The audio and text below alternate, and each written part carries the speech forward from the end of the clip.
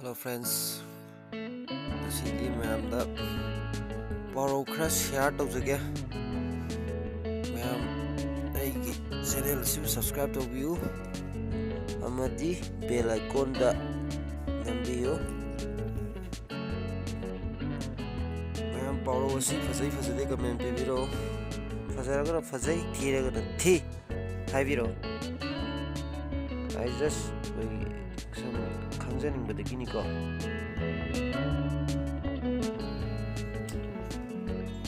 ngapom mamai khujina sikpa haibadi pangal thoktaba prevailing weakness, the property of lacking physical or mental strength.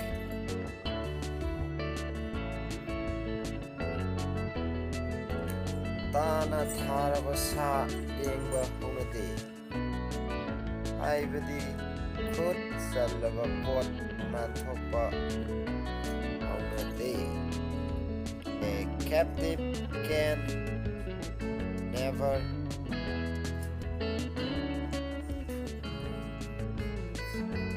ngana wa ngange tawpada isinna pali hongdokpa yadabo maram laibadagi wa haidoknaba circumstance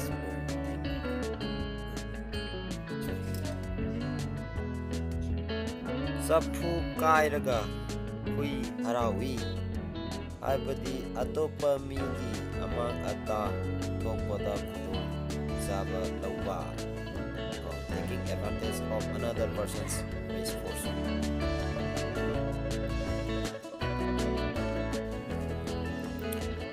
Khongdana sikpa hui haibadi mapanda khongdoktana manungda marau tawba.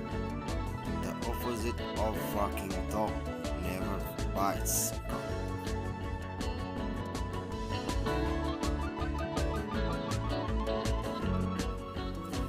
Thagalabadi lin asiba pai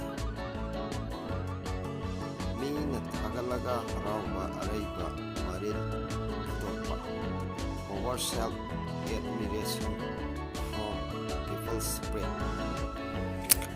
Kaina mayek mangba masagi magun mangdaba haibadi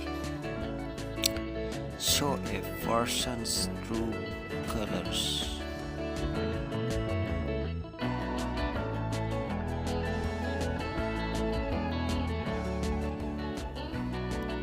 Khunu makhonda sam tawba khurau thangba an object of obstacle.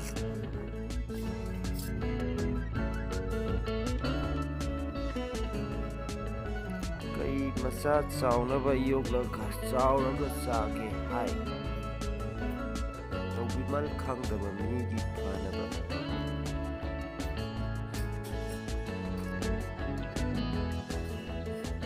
khoi mahunda zaina thinba shauhanba